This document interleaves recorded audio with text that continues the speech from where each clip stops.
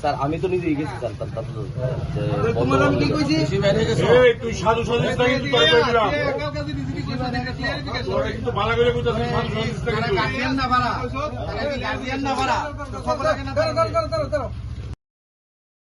এতে এই জায়গাটা তুই আমার গলা একটা সেইনা ছিল মার দূর করছে সেইনটা আমি অনেক পাইতেছি সেইন একটা আর আমি গেছি আমার গলা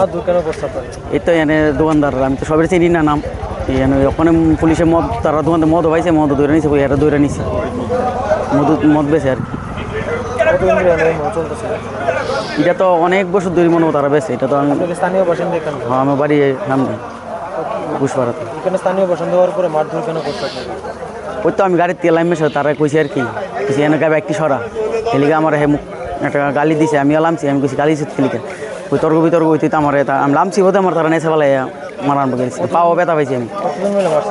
5-6 জন হইব আমার গলার চেইন আর আমি সুপা দিয়ে আইছি 22,000 টাকা ক্যাশ টাকা আমার ফটো দিতে হারানো মানে বেগাছে সুরাইতাম গেছিলাম তারা যে অভিযোগ করছে উল্টো নাকি তারা আপনারা তাদের উপর আক্রমণ করছেন এবং তারা মিথ্যা কথা মানুষই নাই আপনারা খবর লিয়ে দেখতে পারবেন যে এই এলাকাটা কি অবস্থায় আছে এখন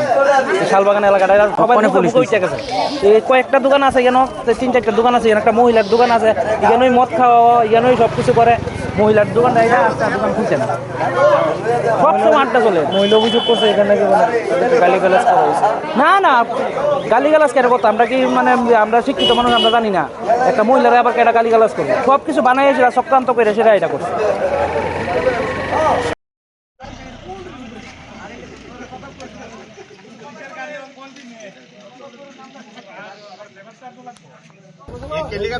পুলিশ গাড়ি তুললেন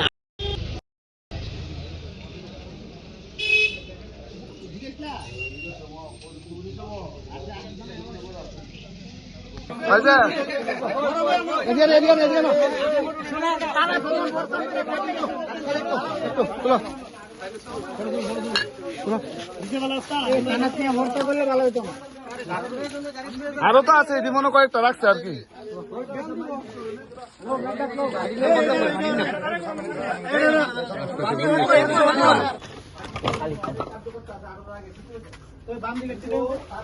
সব বাংলা মতোর বোতল লিপ্ত করা যায় এটা ওদের প্রয়াস এটা বারংবারই ওরা করে তো এখানে আমি ছিলামও না ঘটনার সময় আমি ছিলামও না পরবর্তী সময়ে আমি যখন জিজ্ঞেস করতে এসেছি তখন এটাকে অন্যরকমভাবে রূপ দেওয়ার চেষ্টা করেছে অথচ আমি ওই মারপিটের এই টোটাল টাইমটার মধ্যে আমি ছিলামই না এখানে ভুল সংবাদ সম্প্রচার অবশ্যই হচ্ছে আমি অনুরোধ করবো সংবাদ মাধ্যমকেও যে মানে দুনো দিক থেকে কথা শুনেই একটা নিউজ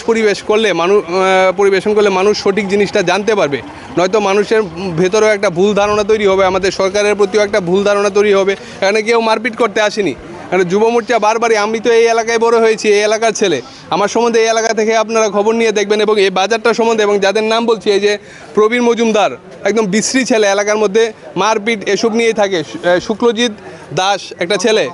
শুক্লজিৎ নমো ও সেম একই গোপাল দাসই তো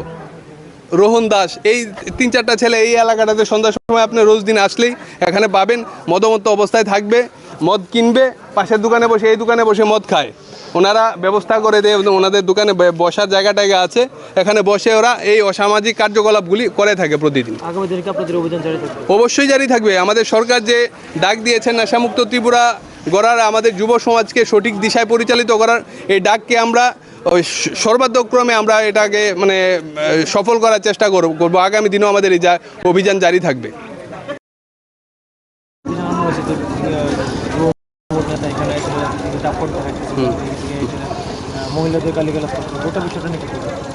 ব্যাপার হয়েছে কালকে সন্ধ্যায় আমার আগে দুজন কইছে যে এই রাস্তাটা তো এমনি সরু তো এদিক দিয়ে তারা গাড়ি নিয়ে যাইতেছে তারা মালগাড়ি নিয়ে তো রাস্তাটাতে বাইকটা ব্লক করে দিয়েছে সন্ধ্যার সময় এই বাজারটারই তারা একদম মদের সাগরে ভাসায় দেয় এই যে ছেলেটা এখানে এই যে মাংসর দোকান মাংস বিক্রির আড়ালে সে মদ বিক্রি করে এবার যারা মদ খায় এরা এসে প্রকাশ্যে এখান থেকে কিনে নিয়ে যায় একটা মানে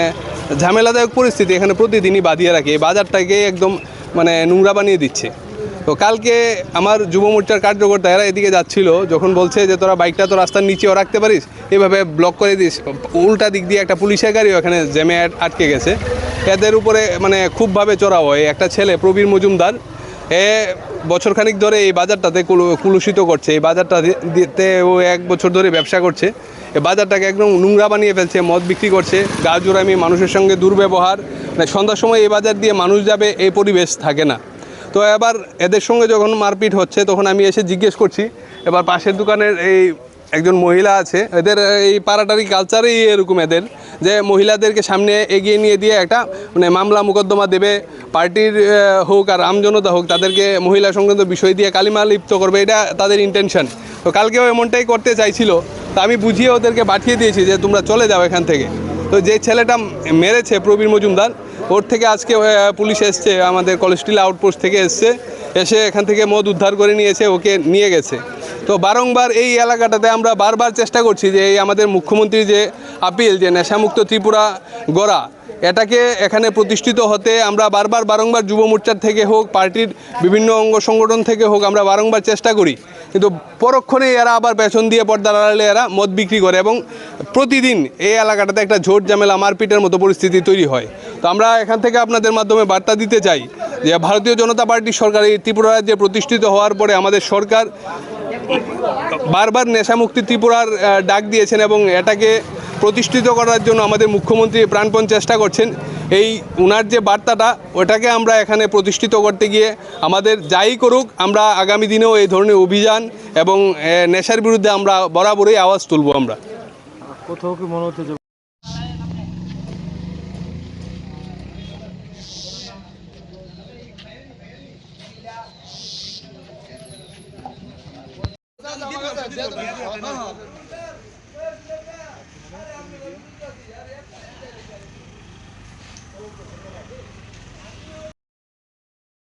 ঘটনাটা হয়েছে আমি আপনার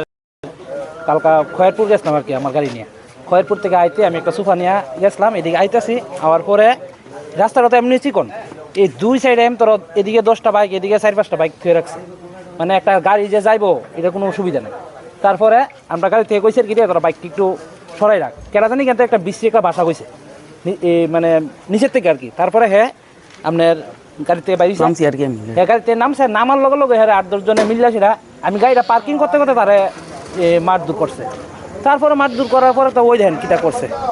মাইয়া, 4 মার পুরো চোখও একটা ঘুষি দিছে আবার। এরপরে আপনার এতটুকুই ঘটনাটা। তারপরে এটা তারা কিটা করলো, বাড়াইতে নিয়ে মিডিয়ার কাছে আফেতাবে প্রচার করছে,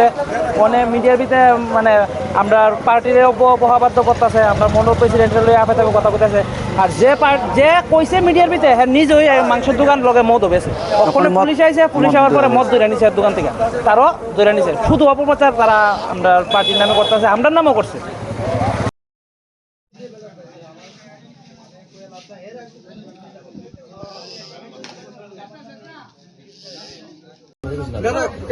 আমি বলছিলাম ভিডিওটা ভদ্রলোক কেন পার্টির নাম ডাইল